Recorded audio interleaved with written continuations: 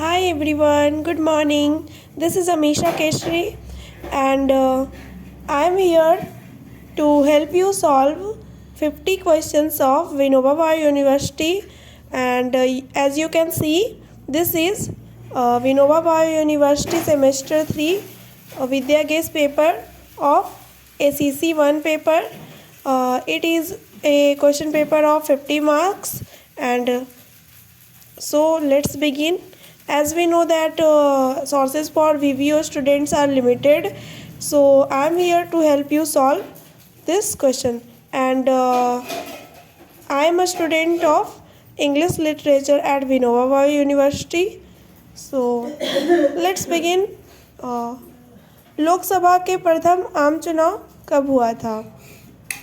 लोकसभा के लिए जो प्रथम आम चुनाव हुआ था वो कब हुआ था? तो वो 1952 में हुआ था। संविधान का कौन सा अनुच्छेद घोषित करता है कि इंडिया जो भारत है वो राज्यों का एक संघ होगा? तो संविधान का जो अनुच्छेद 1 है वह ये घोषित करता है कि इंडिया यानी कि भारत, हमारा भारत राज्यों का एक संघ होगा। विधि के शासन, जिसे हम कानून का शासन भी कहते हैं, तो विधि के शासन की अवधारणा किस संविधान से ली गई है? तो ये अंग्रेजी अमेरिका यानी कि ब्रिटेन के संविधान से ली गई है। संविधान के 44वें संशोधन द्वारा किस मौलिक अधिकार को मौलिक अधिकारों की सूची से हटा दिया गया था? तो जब संविधान का 44वां संशोधन हुआ था तब हमारे संपत्ति के अधिकार को मौलिक अधिकारों की सूची से हटा दिया गया था। कौन सा संविधान संशोधन अधिनियम लघु संविधान के रूप में जाना जाता है?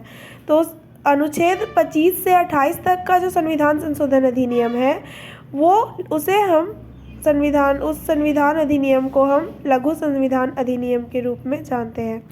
तो राष्ट्रपति पद के प्रत्याशी के लिए न्यूनतम आयु सीमा क्या है? अगर आपको राष्ट्रपति का पद पे खड़ा होना है, चुनाव लड़ना है, राष्ट्रपति बनना चाहते हैं आप, तो आपकी आयु सीमा कितनी निर्धारित की गई? कम से कम आपकी आयु 35 वर्ष की होनी चाहिए। निम्नांकित में से कौन राष्ट्रपति के चुनाव के लिए गठित निर्वाचक मंडल का भाग नहीं होता? तो हमारे लोकसभा के निर्वाचित सदस्य, राज्यसभा के निर्वाचित सदस्य और राज्यसभा के जो मनोनीत सदस्य होते हैं, ये मिलकर ही तो राष्ट्रपति का चुनाव करते हैं।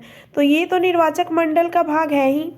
और राज्य विधान मंडलों के जो निर्वाचित सदस्य हैं वो राष्ट्रपति के चुनाव में प्रत्यक्ष रूप से भाग नहीं लेते, ये निर्वाचक मंडल का भाग नहीं होते हैं।